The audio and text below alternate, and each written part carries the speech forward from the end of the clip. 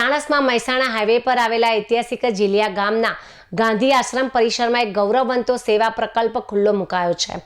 માતૃશ્રી કાશીબા હરિભાઈ ગોટી charitable trust Surat દ્વારા આશ્રમની અંદર નવનિર્મિત માતૃશ્રી વિજુબેન પરસોત્તમભાઈ કાકડિયા કુમાર છાત્રાલયનું ભવ્ય લોકાર્પણ કાર્યક્રમ યોજાયો હતો. આ પ્રસંગે વિવિધ ક્ષેત્રના અગ્રણીઓ, દાતા પરિવાર અને મોટી સંખ્યામાં ગ્રામજનો ઉપસ્થિત રહ્યા હતા.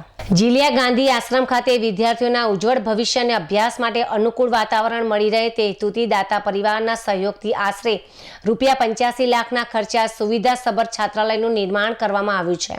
આ નવનિર્મિત છાત્રાલયમાં 150 જેટલા બાળકો ખૂબ જ સારી રીતે રહીને પોતાનો અભ્યાસ કરી શકે તેવી સુંદર વ્યવસ્થા પણ ઉપલબ્ધ કરવામાં આવી છે. કાર્યક્રમની શરૂઆત પરંપરાગત રીતે દીપ પ્રાગટ્ય અને મધુર ભજન સાથે કરવામાં આવી હતી. આ શુભ પ્રસંગે ઉપસ્થિત મહાનુભાવોનું આશ્રમ પરિવાર દ્વારા ભાવભર્યું સન્માન પણ કરાયું હતું. લોકાર્પણના રૂડા અવસરે નીચે મુજબના મહાનુભાવોએ હાજરી આપી કાર્યક્રમની શોભા વધારી હતી.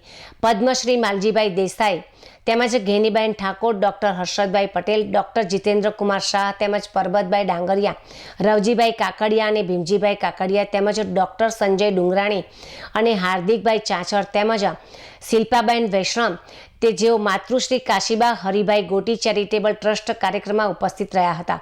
વક્તાઓએ પોતાના પ્રાસંગિક ઉદ્બોધનમાં શિક્ષણના પવિત્ર કાર્યને બિરદાવ્યું હતું અને આશ્રમની પ્રવૃત્તિઓ તેમજ દાતા પરિવારની ઉદારતા મુક્ત કંઠે પ્રશંસા કરી હતી.